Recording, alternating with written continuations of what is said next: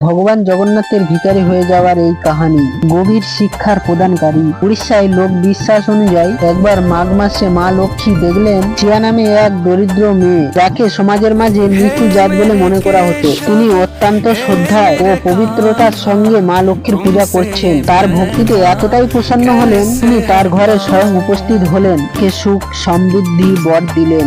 এরপর যখন মা লক্ষ্মী মন্দিরে ফিরে এলেন, তখন ভগবান জগন্নাথের বড় ভাই বলরাম অত্যন্ত ক্রুদ্ধ হয়ে উঠলেন। তিনি বললেন, একজন অছুতের ঘরে গিয়ে মা লক্ষ্মী অপবিত্র হয়ে গেছেন, এখন তিনি মন্দিরে প্রবেশ করতে পারবে না। বলরামের এই এক গুয়ামির সামনে ভগবান জগন্নাথ বাধ্য হলেন, নিজের মা লক্ষ্মীকে মন্দির থেকে বের করে দিতে সামর্থ্য হলেন। এই অপমানে গভীর আহত হয়ে মা লক্ষ্মী মন্দির ত্যাগ করলেন, কিন্তু যাওয়ার আগে তিনি এক ভয়ঙ্কর শাপ যে অন্য ধনের অহংকারে আমাকে তাড়ানো হলো, তার তোমাদের থাকবে না।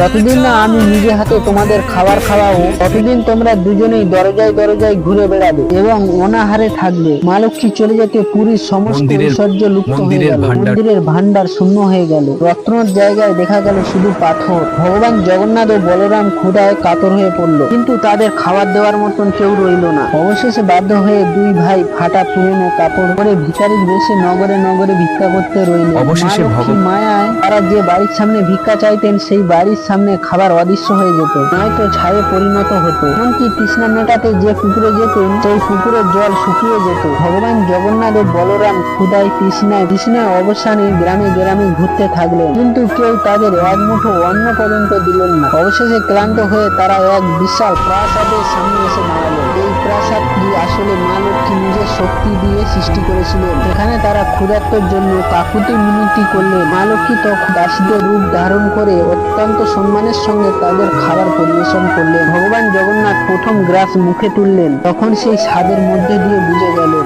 এই আহার আমার মা লক্ষ্মীর হাতের পোষা। তখন ভগবান জগন্নাথ বলরাম নিজের ভুল উপলব্ধি করলেন। তারা আবিষ্কার করলেন, এই সমাজে কেউ ছোট নয়, কেউ বড়ও নয়, ভক্তি সর্বোচ্চ সত্য।